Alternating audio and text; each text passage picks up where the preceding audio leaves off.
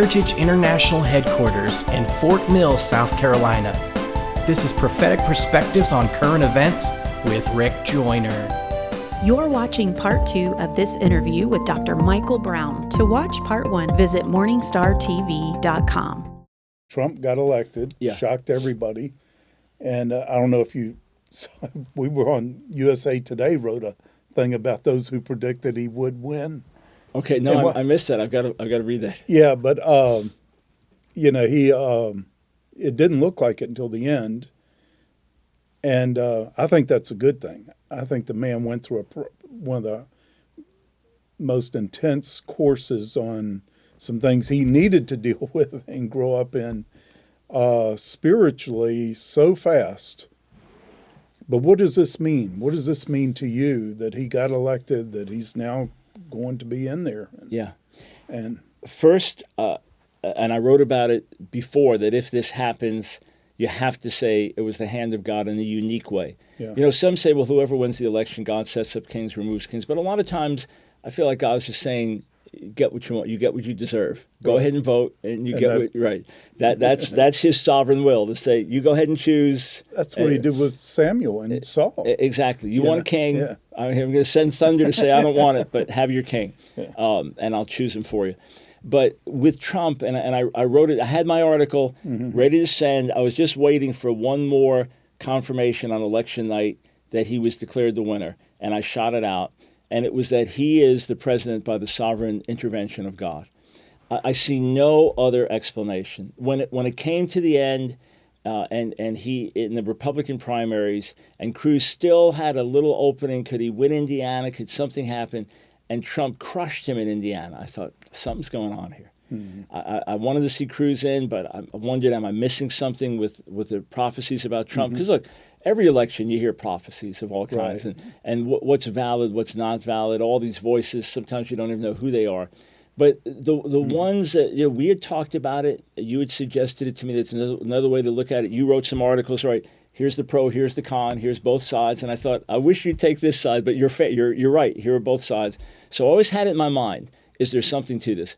When Trump won, to beat those 16 candidates, including governors and senators and popular outsiders, no way. And then to take down the Clinton political machine, when Hillary Clinton was already crowned president, to take on the media, all the onslaught of the media. Take on his own establishment, his own party. Right, his own party. And then all of his baggage from the past and the endless mistakes he made. Sometimes you think, if you could just go 1 week, don't say anything, don't tweet, you'll win. You will win the election if you say nothing for 1 week. And it wouldn't happen. And then the tape with the sexual comments, you think there's no possible way he could survive this.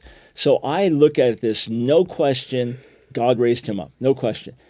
Also, I've had a lot of time with James Robison, who's gotten really close with Trump. To this day, he can just pick up the phone and call him, and Trump answers and spends time. So that's my evangelical link to Donald Trump. And James keeps telling me, and he said it on my national radio show, that's why I can quote it, that in 55 years of ministry, no one has ever received him as graciously and humbly as Trump. So to give things space, don't overreact if he says certain things or doesn't take a right stand on this. So I look at it, number one, the sovereign hand of God.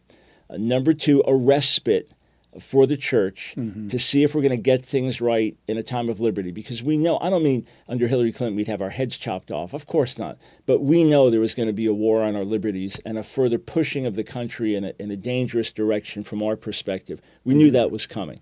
So I feel like there's a respite there.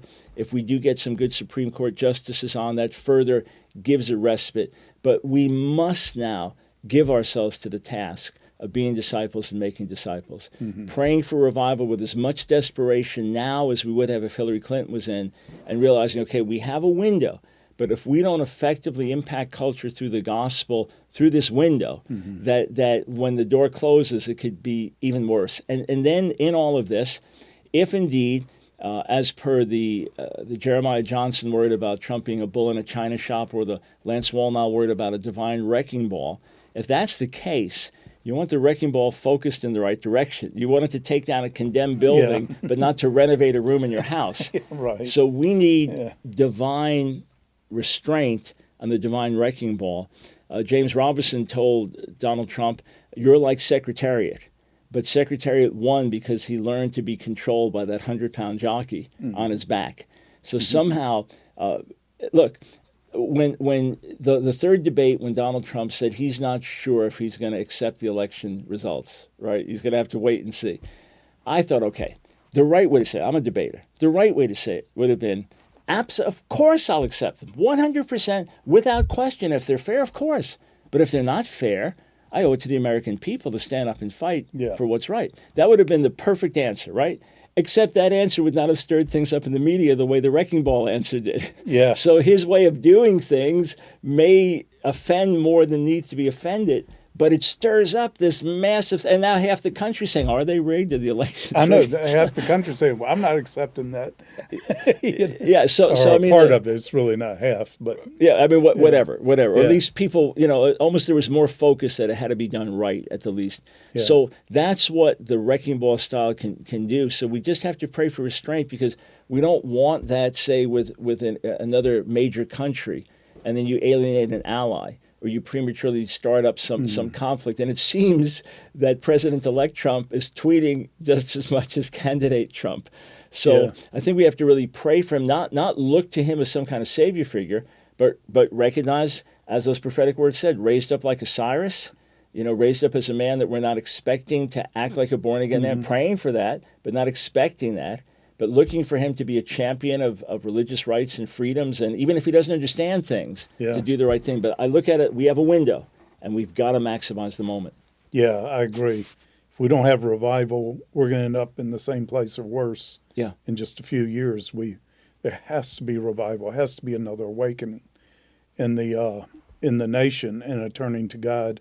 But I agree. I think the Lord's saying, okay, I'm going to give you some rest. I'm going to give you the ability to do it in peace instead of when it would be much harder. So we got to take advantage of that. And but I think I believe Lance's word about the Cyrus, and it rang true with me. I was never told that. I was not told who. All I was told was patriotism is going to win. Yes. And that what we needed, and this is what the Lord said, we would get what we wanted. And but he said what we needed was an ally fighter who could fight in a lot of directions at once, because we're going to be in intense conflict for the next few years. But I think he is the one God provided and will always provide his choice. Yeah. I think we chose rightly this time. But he is going to be a Peter also, who one day you're going to think, blessed are you. Next day you're going to say, get behind me, Satan. How could you do something so dumb? But the reason the Lord gave the keys to the kingdom to Peter was he would use them. Yeah. He would open the door for the gospel for the Jews, the Gentiles, and he was still making mistakes decades later. Yeah. Still making big ones. But he would get out of the boat and walk on the water too. And he would, and a lot of people that create major advances are of that nature. Yes. They're going to make big mistakes too. So we've got to be braced for those. And we don't want to call a mistake a win. We want to call it what it is. Yeah. And, but we also want to call the wins the wins. Yeah. I remember being on a forum we did here once that you were hosting, and Lance and I were on a panel or a discussion, a few other people. And I reminded Lance of this when we saw each other some weeks back, that he and I had a difference on people that God might raise up for a certain service politically. And he was much more of the mind that God could raise up this most unqualified, raw, and I took the more conservative, God's going to use people of character and this, and that whole bit. And I was saying, it looks like you're right on this again. We had a difference on it publicly. Each had a different perspective, which is part of the forum. But I have to step back and say, okay, I had a certain ideal for president, a certain expectation, and character matters, and we say all these different things. But what if I'm looking at the office of the president maybe incorrectly? What if my expectation is not where it's supposed to be? When people would say, "Look, we're not electing a pastor in chief," to me that was a cheap comeback, because I wasn't thinking that either. I understand what it takes to be the president and what we're looking for. And no, it's not a pastor or a shepherd, and the person might not even be a believer. I understood that. But I felt it was a superficial comeback. But when I stepped back and thought, okay, what if we needed a general for an army to go into a rough area, right? Or you need some Delta Force kind of guy to go in and take out the terrorists. Or do you want someone that, can sing beautiful melodies? That I thought, okay, what we're looking for right now is somebody different. Basically, we need a bulldozer. Right. And a bulldozer is going to doze. It's going to do what it does, And that's why you just need somebody there at the controls with, at that bulldozer, make sure it doesn't take down the wrong building. Yeah, that's true. We've got to have a little direction here. Yeah, but the thing that's also positive to me is that from everything that I hear, Donald Trump continues to have an open ear to evangelicals, and that look, he's shrewd, he's a savvy guy. He could be using us like other politicians, use different groups, especially Christians. We can be so naive, and okay, next time it's going to be different. But it seems, at least at this point, that the people that have spoken to him before, he still has an open ear to, and that he saw something positive about us, that somehow, he wants to identify with our cause and even identify himself as a Christian. Although you could see at the convention when he gave his acceptance speech that he was definitely humbled by the support of the evangelicals, realizing he doesn't quite deserve it. He has not been their poster boy. And Dr. Richard Land from Southern Evangelical Seminary, who ended up publicly encouraging people to vote for Donald Trump, said with the first 17 candidates, Trump was the 18th on his list. Yeah. I mean, that's how much he didn't see it. And just like me, I didn't see it. I had articles warning against him. I said, but that's just during the primaries when I believe there are other candidates. So even Ted Cruz, with his backbone of steel, could he have stood up the way Trump did so that the tide is just turned on the media? I don't know that he could have done that. And maybe there's divine preparation in his own life too, to break him more and to make him more ready for his calling and job. But it's an interesting thing. It takes a certain type of person. Your average person is not going to be a mixed martial artist, or a boxer or something like that. It takes a certain kind of person. So to engage what has to be engaged now, what kind of person is going to engage ISIS? What kind of person is going to stare down some dictatorship? That's what's needed. But that same person also has to look at, say, immigration and have a heart and have a compassionate solution, as care about security, but realistically care about those who are here and that we need to help. And that's where we need that holy mixture. We'll be right back after this message. Hello, I'm Rick Joyner. I'm here with David Valier, our worship leader here at MorningStar, and we wanted to talk to you about the worship collective that's coming up this March 2nd through 4th. And March 4th is a crucial prophetic day. Oh, that's awesome. March 4th. Didn't think about that. That's what we're going to do here. If you want to go forward, you want to be here on March 4th, but man, we got an incredible lineup for this thing. We really do. Jason Upton, which, we love that guy. He's amazing. Every time he's come here, it's just been an amazing time. We've got Sean Foyt, who is, he's the head of Burn 24/7. So that's a worship movement that is just going all around the world. And he's a Bethel music artist. We've got Stephen Roach, who is just the most amazing musician. He's a part of Songs of Water. He's one of my favorites. And it's going to be incredible. We've got, of course, Susie Uriah and Sarah McMillan. It's going to be awesome. I mean, we've got just such a great lineup. Kalani, and we really can't wait to have you guys here with us. Yeah, and these worship collectives, they have been powerful. Yeah, they really have. We have really, something is kicking off. You see it just going level to level during these things. But we're going to be covering prayer, spontaneous worship, all kinds of things. Yeah. We're going to be doing it, not just talking about it. Yeah. We're gonna have teachings on it, and then we're gonna do it, and really just show how you can do this in your community at home. It's gonna be awesome. So come and join us March 2nd through 4th. You want to be there. Yes. I'm going to be there. I want to see you there. We are going to go to heaven together. Yes.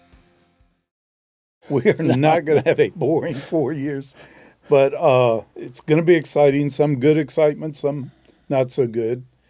But, I got to know him and his people pretty well over the thing. Not so much personal time with him, but just in, watching and observing how he did things. And I was shocked at how effective and efficient he is and how quickly he learns things that are totally out of his box, anything he's ever had to learn before. And he works hard. Oh, yeah. And he is he is really a smart guy. I mean, he is intuitive, but he is, I think we're going to see him being decisive and effective in ways we may not have seen government for a long time. Yeah. And what I've also told people is, look, I understand to women. They say, how could you vote for him? I understand your perspective. I was a critic.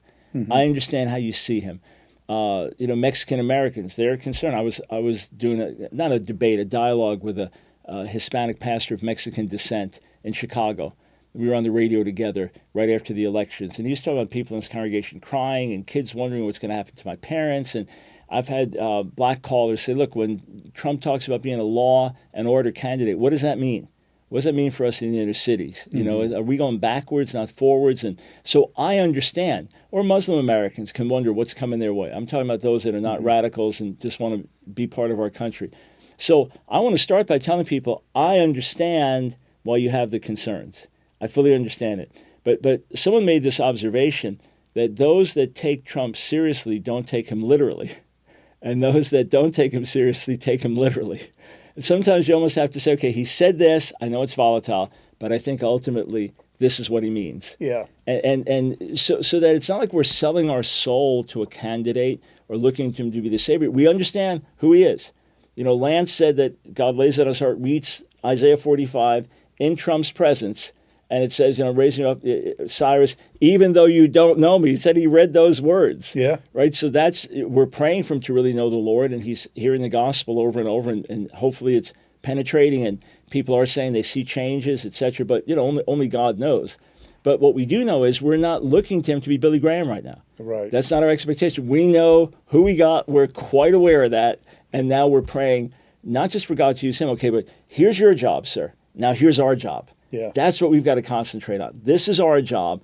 And rather than putting all of our emphasis on trying to get the president and the administration to do certain things, sure, keep leaning on them for that, but we've got to concentrate on doing our job. Absolutely. And part of our job is praying for our leaders. And I've been repenting for not praying for Obama enough. I resolved to. I tried to whenever I thought of him. But, we have to. I remember when Richard Nixon, all that stuff surfaced about Watergate, I was gleeful because I'd seen the deception. I told people this guy's got something, he's not the guy we think he is. There's stuff going on. When it surfaced, I thought justified, and I was so excited about it.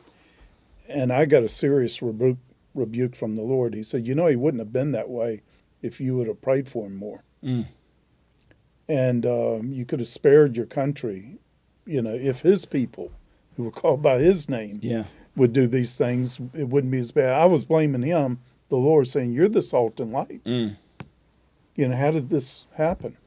I'm just saying that was a personal rebuke, and I still remember it, and I want to do better in that area. I think we've got to do better as the church, but I'd like to say this too, for those who are still fearful about Trump.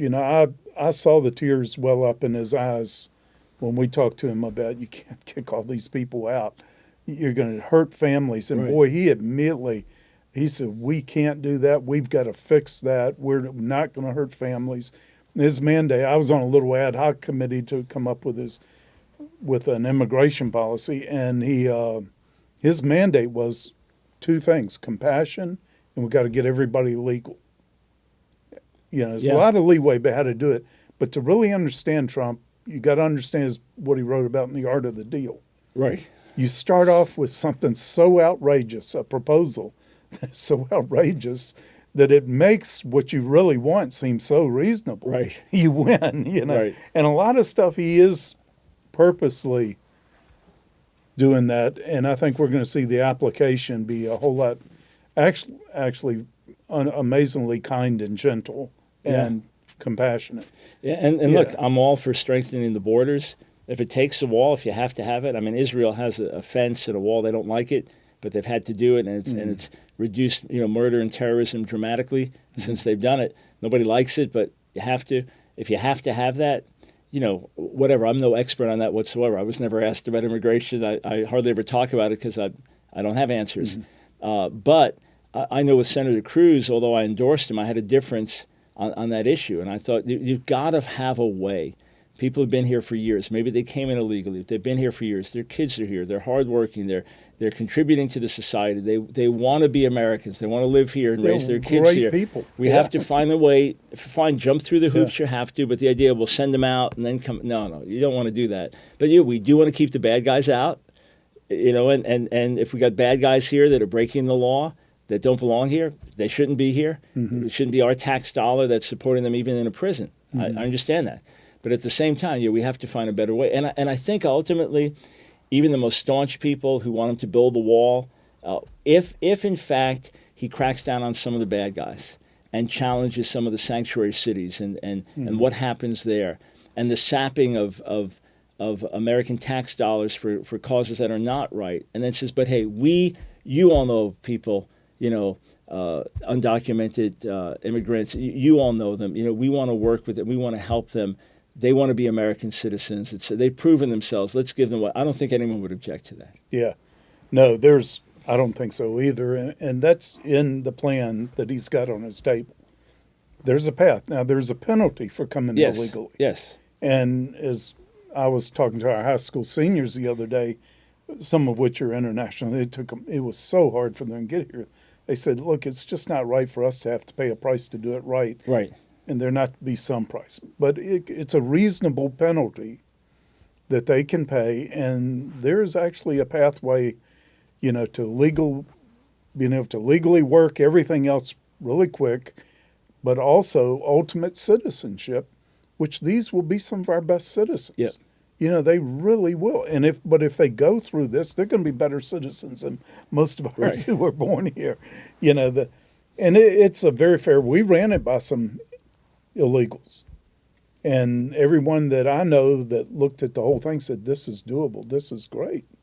It takes the pressure off them too of always wondering, am I going to get sent out? Right. It'll give them legal status pretty quick. And I think, I think we're going to see things working out far more compassionately but effectively. This is my point, is that the Lord made the nations. He created the nations, and he gave them boundaries. Yeah. And there's, to me, one of the ultimate enemy attacks on everything today is to blur the distinctions God has made. Yes. Male, female, old, just anything, and try to morph us into something. But God's unity is a unity of diversity, not conformity. And that I think when the Lord spoke to me about patriotism winning, which he verified he said the Patriots were going to win the Super Bowl that year. I didn't like that, but I'm good with it. I don't hate the Patriots. Well, I didn't like the Seahawks, so I was happy for the Patriots, who I normally root against. Yeah, but patriotism is going to win in all countries. It's right for countries. This nationalism is a God thing, that countries have had their history stolen, their heritage is stolen. That's another thing that brings a curse. To rob people of their inheritances by robbing them of their national histories and heritages and all that too. And I think we're going to see that rising up. And it's not just Brexit. It's not just here. I think we're going to see it rising up everywhere, and it is a God thing. And the thing is, of course, like anything, they swing. Right, you have the extreme nationalism, the extreme patriotism that ends up with inequality or extreme xenophobia, whatever. But a healthy patriotism is recognizing heritage, is recognizing the diversity of the nations. Revelation 22 says the kings of the nations bring their glory into the New Jerusalem. Mm-hmm. So there is something to that, the beauty and the diversity of the nations and that healthy patriotism. What I find with a lot of believers is because of America having certain Christian roots, we mistake patriotism for the kingdom of God. If we say, okay, Yeah. here's the kingdom of God, and here's how this works, and here's patriotism, how that works, there's intersection, but they're not the same, then we can have a healthy appreciation and be patriotic in the best sense of the word. Because there's a lot that's amazing in America, and with all the critics wanting to savage our past, we know the blemishes and the horrors. Yeah. But, wanted to say the founding fathers are terrorists and this and that. I noticed they're all still here enjoying the American way of life. That's right. And there's we can't cover up the blemishes. We got to face them. Some of them still have cultural wounds in our country. But one of the heritages that we have that to me is one of the most precious, we are a country made up of every other race, every other country, every other culture. They've all come here. And the Lord's house is going to be a house of prayer for all nations, all ethnic. Mm-hmm. And we have an opportunity. Of course, there are a lot of nations like that, but it's, I think it's a real opportunity that we have. In this place, it's named Heritage. Jim Baker named it Heritage USA. I started thinking about what is our heritage, And this was a place spiritually where, as far as I can tell, in my studies, I don't know of hardly anyone else that ever did what Jim Baker did when he was here, was invite people from any denomination, any nation, that if he thought they had a word for the body of Christ, he got them on his program, brought them here, and it started an interchange here. Started Presbyterians listening to Baptists, and Baptists listening to Charismatics, and we still sense it here. With our gatherings, interchange, divine connections, I think is the number one maybe purpose that we have on this property. People just meet each other here. Interesting. Yeah, and that's, just like Barnabas had to go get Paul before he could get released in his own ultimate calling and then get in the right place. This to me is the main preparation we've got to do right now for the coming revival. We've got to make these essential connections so that we can go to the next level. We can really become something truly apostolic. Yeah. And you think even of great revivals we've seen, they've still been within certain streams. They've touched many, but still within certain streams. There was even a joke about God poured out His Spirit with this group because they wouldn't go to the meetings that didn't have jackets and ties. So that we still can even be, in that sense, spiritually segregated. Yeah. But for America to be touched, it has to be multi-generational, multi-ethnic, multi-denominational.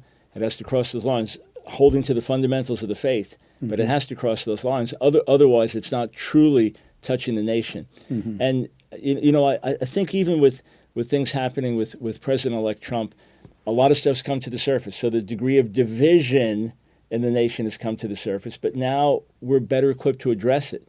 I'm encouraging believers everywhere, find someone of a different perspective who voted differently, or who's different ethnicity or a different age group, and ask them to tell you what the world looks like through their eyes right now. And have the conversations as opposed to just passing. So we can't do it anymore. It's so explosive now. That wrecking ball effect brought so much junk up. It's like, okay, now we know what we have to address. And the church is really the only one that can effectively do it. Because we already recognize unity in Jesus. We already recognize no caste system, no class system. In that sense, no male or female or Jew or Gentile, slave or free in terms of status, that we're one in Jesus.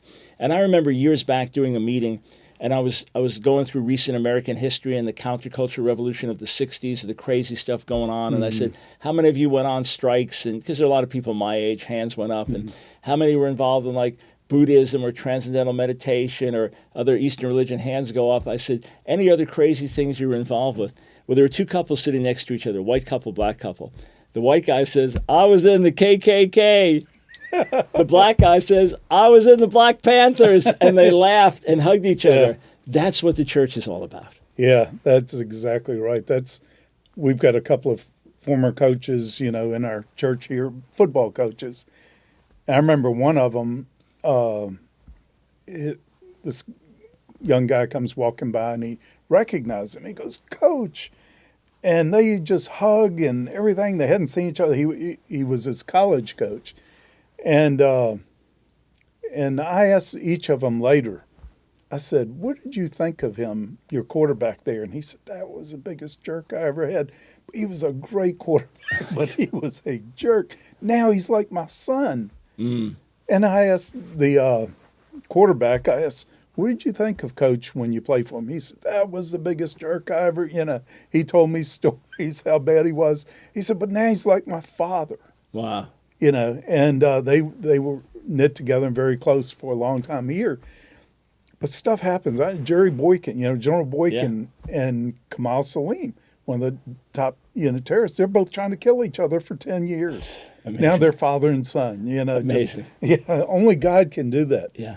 It's going to happen. The hearts of the children are going to be turned back to the fathers and the fathers to the children, but it can only be in Christ. We can't relax now that our guy got in the presidency or whatever. That's all wonderful. It's pray and help. But without revival, I think we're in serious, serious trouble. I don't care what Trump gets done. Yeah, totally agree with you. Yeah, so really appreciate what you're doing up there. Now, tell us a little bit about your TV show. Yeah. I see it on NRB. Awesome. Yeah, we've got TV show on NRB, which is an apologetics TV show. We're about to come out with a whole new series of answering your toughest questions and those kinds of things. And then we're partnering with Sid Roth, and we're going to do a special Jewish outreach TV show. Can't give all the details on it, but we're going to be developing that in the coming weeks, specifically to reach Jewish people, to reach Israelis, to reach Orthodox Jews, me just kind of talking to them.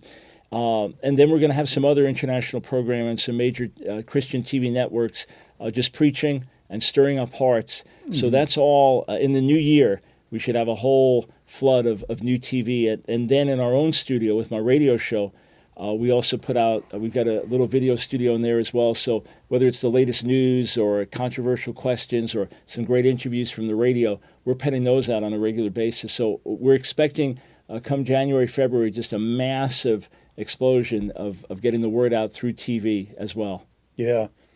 Now, when does your program come on NRB Network? NRB, I believe it's Wednesday nights at 7 o'clock. And then it airs, I think, one morning and one afternoon. We've been airing a show on answering Jewish objections to Jesus, a 32-week teaching series that I did. But we've repeated that. It's a lot of content. We've repeated it a few times. We're about to completely replace that with brand new programming. And then my radio show is 2 to 4 daily Eastern Standard Time. And if folks go to askdrbrown.org, askdrbrown.org, anywhere in the world, during that time they can listen live. They'll just see the words "listen live" in red. They can get a free podcast subscription to that as well, or listen to the archives on the radio. And then January 3rd, New Year, New You. My newest book, written for the first time with Nancy, Breaking the Stronghold of Food, How We Conquered Food Addictions and Discovered a Whole New Way of Living. Yeah. So I went from 275 pounds down to 180 in a little under 8 months, just eating totally healthily. My cholesterol was as high as 230. It went down to 123. Blood pressure was as high as 149 over 103, went down to about 105 over 65. I used to get a few headaches a week. Those disappeared. I used to have to sleep with a breathing machine. Don't need that anymore. So I'm going on 62. March will be 62, but I feel like a complete new lease on life. So it's a radical lifestyle change. Stayed with it now without exception. Wherever I travel all around the world, we just plan accordingly. And so we tell the story in the book. We inspire people. We challenge them. We encourage them. There's no condemnation, because we know a lot of people are discouraged already about weight, or as we get older start to have health-related issues. So Breaking the Stronghold of Food hits the bookstores January 3rd. Wow. Yeah. Listen, we've got to get you on Jim Bakker's show, too. We'll talk he about is that. so into this. All right, we'll do it. We'll do it, man. I'll call Jim. You got to have Michael. But no, it's great. You look great. You obviously you're in the fight for the long haul. Yeah. And your church and school. Tell us a little bit about that. So we founded the School of Ministry 20 years ago, January. And then after 4 years, it was relaunched as Fire School of Ministry. We just continued with a new name. And then that became really a congregation. So when we moved to North Carolina, and you were one of the very first to welcome us and bless us, when we moved to North Carolina in 2003, we established the church as the foundation, of a congregation of a few hundred people. And then out of that, our school, and out of that, our mission sending organization. So those still exist. Fire Church has given birth to some other churches in the area. Some house church networks and things like that have come out of Fire, but we're still there, going strong. Our School of Ministry, an intensive 3-year program with a strong emphasis on missions. Small, of course, in Pensacola it was huge, but doing great, focused, great people coming, hungry, thirsty, practical ministry, going after God, hungry for revival, hungry for the lost. And then our mission sending organization, we cover somewhere between 150, 170 people out on the field in about 25 nations. So part of that movement that God birthed, and now schools being planted in different parts of the world. Of course, we've planted churches, and we've got folks fighting human trafficking. We've got folks in the Muslim world, we can't even say where they are, doing amazing things. It's extraordinary. We hear when our missionaries come back and share with us, different ones will come in every year. We're always in tears. We're blown away to hear what they're doing. They're heroes. They're courageous. They've got massive vision to take nations. So the fruit of what God started 20 years ago continues to burn bright. Yeah. And it's the Fire School, the Fire Church. And Fire International, our Fire mission sending organization. And my radio show is The Line of Fire. So we got fire everywhere. Yeah, look up Fire, Google Fire. But also now the website that people can go to get information on. Yeah, askdrbrown.org, askdrbrown.org. And we have literally thousands of hours of free material there. All my articles are archived there, all of our videos, all my radio show. So folks just hit the digital library, type in what they're looking for. We've got the resources. Yeah, and this guy really, how many books have you written now? Well, you're ahead of me. It's close to 30 now, but you're ahead of me. Oh, yeah, you got a ways to go. But yours have a little more depth. And some of them. I have commentaries. Yeah. Right? Things like that. Yeah, but anyway, a wide range. Yeah. Dr. Brown, thank you. Thank you for all that you're doing for our city and for the nations and all, but we're just starting. The work just starts. Just starts, man. Yeah. And thanks for your faithful voice and being willing to go against the grain these many years. I appreciate it. Well, John Wimber used to tell me, what are you? I mean, he would ask me, what are you? He'd say, I'm a revivalist. What are you? I said, I'm a confrontationist. Yeah, that works. Yeah.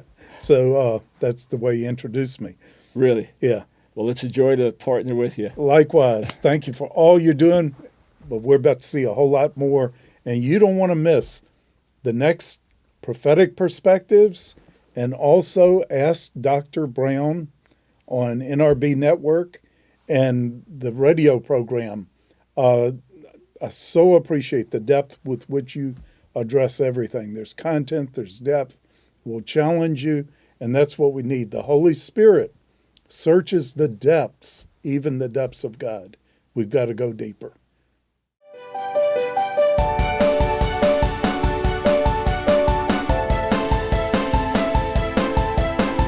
On TV, online, on the go, and on your iPad. Tune into Prophetic Perspectives with Rick Joyner, always available on MorningStarTV.com.